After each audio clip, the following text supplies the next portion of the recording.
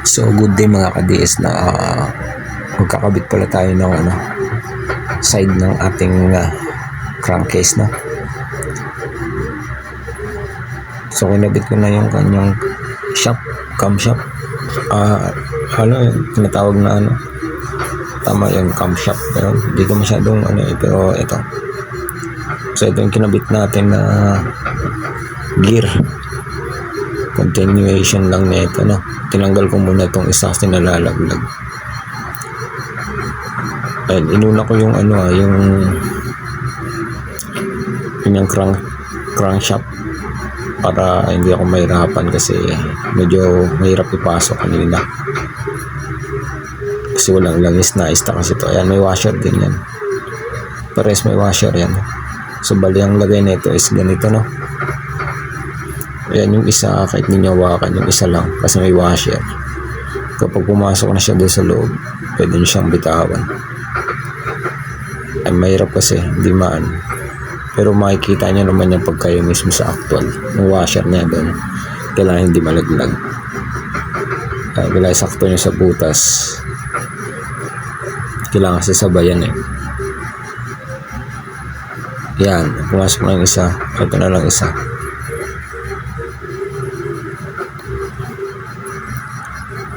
Ayan, so okay na. Ayan, no? So malalaman nyo rin mamaya kung paano, kung naka-neutral ba siya o hindi. So yan, nilalawan lang natin. Ayan, kinapa ko na sa ilalim. Okay naman na.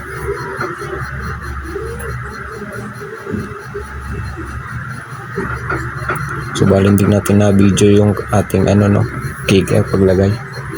So ito hindi kayo malilito, no? Pag sinukat nyo yan, ay kung ano yung fit sa kanya, yun. Kasi yung ito, kagaya nito maluwag, ito naman maluwag konti. Ito, ayan, saktuhan na walang alog, diba? So yan, dyan siya. Kasi yung iba walang pattern, kaya nakakalito talaga. So ito, pag sinukat mo dyan, ayan, hindi pwede, di ba? Kailangan nakaganyan talaga siya. Kagaya nito, ayaw pumasok dyan. O yan, yan siya. Siyempre ito, yung last, dito na yan sa taas.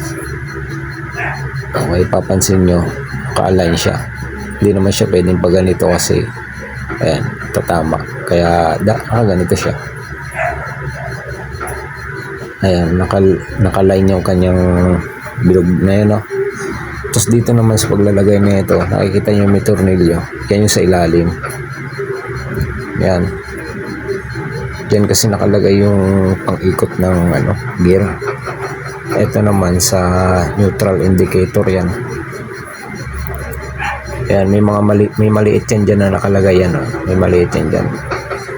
Kailangan wag nyo rin iwawala yan. Dito din meron.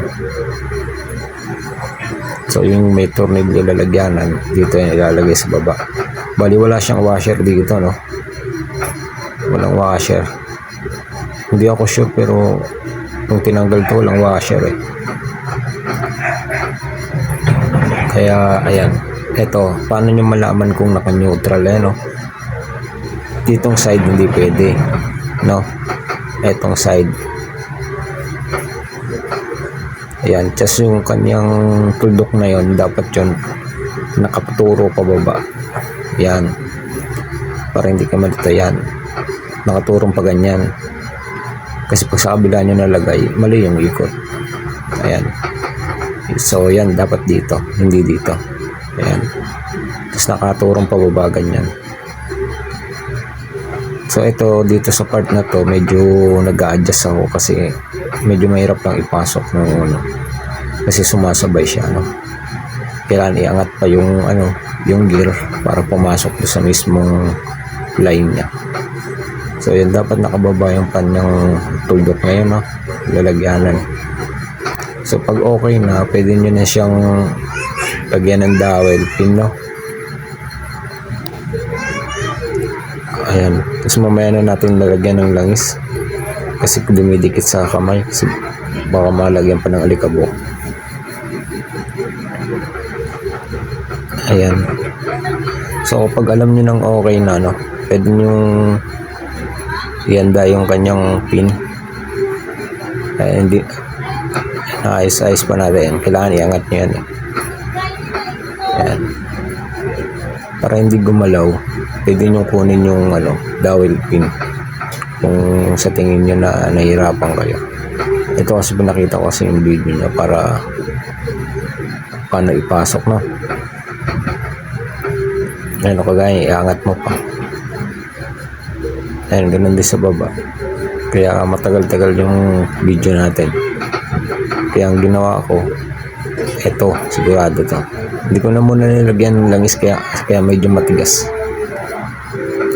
So pag nilagyan ko nga ng langis yung kamay ko, o nilagyan yan, mahawak ako sa dumi, baka malagyan pa. So yan, medyo matigas lang siya, no? Pero dire-diretso naman yung kanyang pagpasok. Unti-unti lang natin para masubaybayan nyo yung ating video, no? Yan, di ba? Yan, kagaya yan, bro. Easy lang. Kaya kailangan sa baba. Mahirap din lipat yung pula kaganyan. Kasi na mga kalawang niya. Yan. Ganyan dapat yung ikot niya. No? So, inuulit ko. Ayan, hindi po ako mekaniko, no? Sadyang makulit lang talaga ang aking mga kamay. Ayan. Ay, matigas, oh. Kaya matigas kasi walang oil. Pero kung gusto nyo lagyan ng oil, sige, pwede naman yan. Basta malinis. Ayan na. Diba? So, ililipat ulit natin sa neutral. Matigas kasi. Ayan. Okay na. Make sure na nakabaon yung dowel pin na yun, ha. Kasi kumalang na naman yun. Hindi pumasok. Mahirapan kayo mamaya. O yan, ito yung kanyang full video na. Ayan, nakikita yung pattern ng kicker. Ayan, dapat nakakalang yan. Dapat ganyan na ganyan. Kasi tinatwist nyo yan. So ito na, lalagyan natin ng gasket na. Yan, may sobra dito eh. Ito binupit ko na lang. Kasi tumatama siya sa dun sa may labasan ng camshaft. Yan. Ito, papakita ko sa inyo. Yan o. Yun. Dapat tatanggalin yan. Hindi rin naman mahal yung gasket maker natin. Ay, gasket yan. Kasi sa Shopee lang. Mas mahal kasi yung sa mga shop. Eto, wala pang 100. Same lang rin naman yun eh. So yun o, lalagyan natin pala ng gasket, no? Gasket maker, yung silicone type. Konti lang manipis sa may ilalim, tapos sa ibabaw kahit hindi na, kasi lagi yung binubuksan pag binubuksan para hindi lang dumikit. Yan, unti-unti lang, no? Huwag lang masyadong makapal, yung malagyan lang siya, kasi nga nakaskas natin yan eh.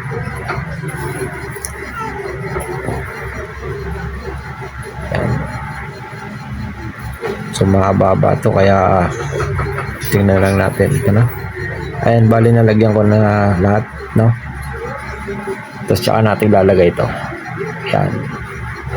So ang nilagay ko dyan, yung inilalim ko yung may pangalan, no? Tapos ang ibaba wala.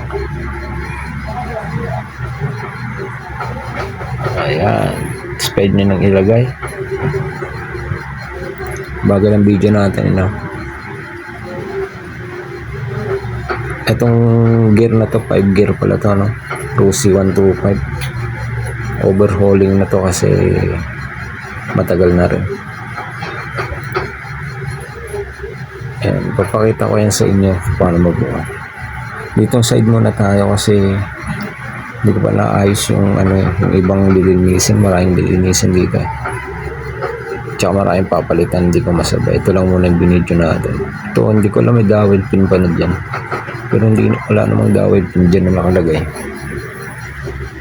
Pero may lalagyan na siya ng dowel pin. Ayan. Ang dowel pin niya lang sa gilid, no? Ayan o, dalawang gilid. Left and right, yung dowel na mayroon siya. Yun ang magsisilbing lock. So dito, hindi na ako naglagay ng gasket para hindi mahirap pag kung sakaling bubuksan. Hindi siya masisira. Kasi hindi tayo sure kung may babaguhin tayo, no? So sa kabila, okay na yun. So tsaka bago ko takpan, nilagyan ko muna ng langis. And ngayon lang ako naglagay ng langis, no? Tingnan mo naman, pati yung dito, yung pasukan ng kabilang side, yan, nilagyan ko. Ito yung bearing. Bago nga pala natin nilagay yan, inugasan natin ng matindi talaga yan, sinabon natin para sure na malinis yung loob, no? Ayan, dito kasi papasukan yan, ayan.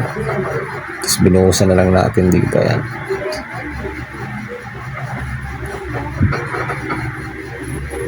Ayan, ilagyan lang natin para swak yung paglagay niya, hindi tayo mahirapan. Unti-unti lang para hindi masyadong malagkit. So ayan, lagyan lang natin ng onti. Unti lang para hindi masyadong pagmoy sa paligid. So pasensya na kayo sa aking video at masyadong matagal. Yan. Lagyan lang natin ng onti-onti lang para lang dumaloy ng maayos ang kanyang ikot habang wala pang totaling langis na ilalagay, no?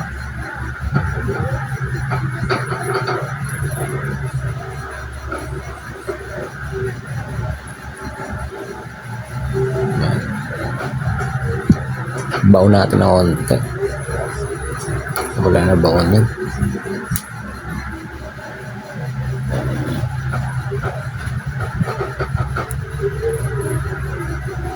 So dagdagan natin. Naumay po kayo, masyado na mahaba ang ating video, no? Ay, may mga yan, no? Mga washer yan dyan. Kasi malito kayo, akala nyo wala, pero meron, no? Tignan lang natin na onti.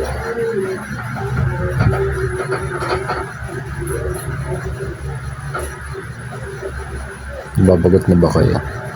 Susunod na video natin, bubuhay natin yan. So ito na ilalagay na natin.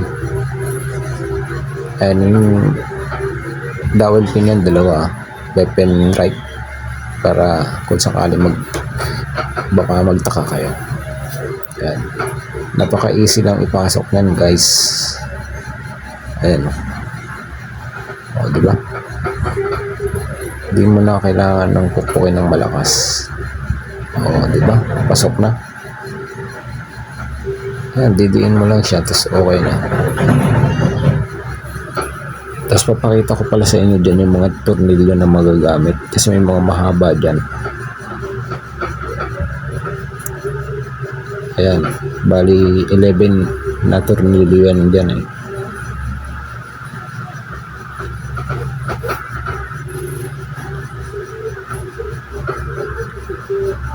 So ayan, konting side na lang. So ayan na, nakabit na natin, no?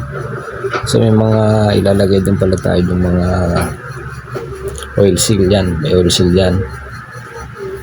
Ayan, ayan, papakita ko sa inyo yung mga, ayan, di ba? So ito, yan, swabe yung takbo niya. Ayan.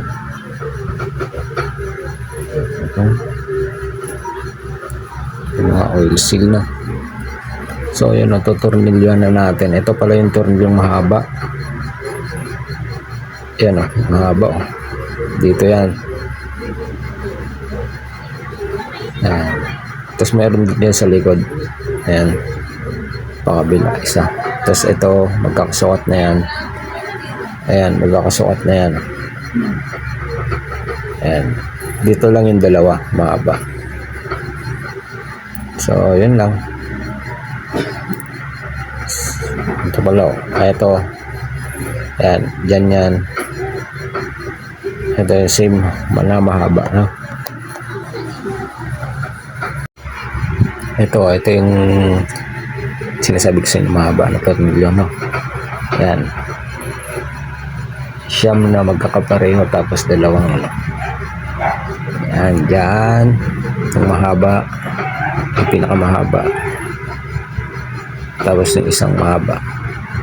And the rest, ayan, dito na yan. Okay.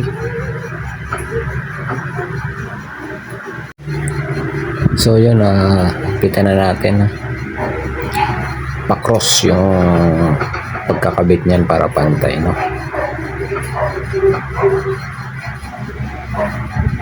Ayan. Tapos sa kabilang side naman para pumantay. Ganun din pa-cross.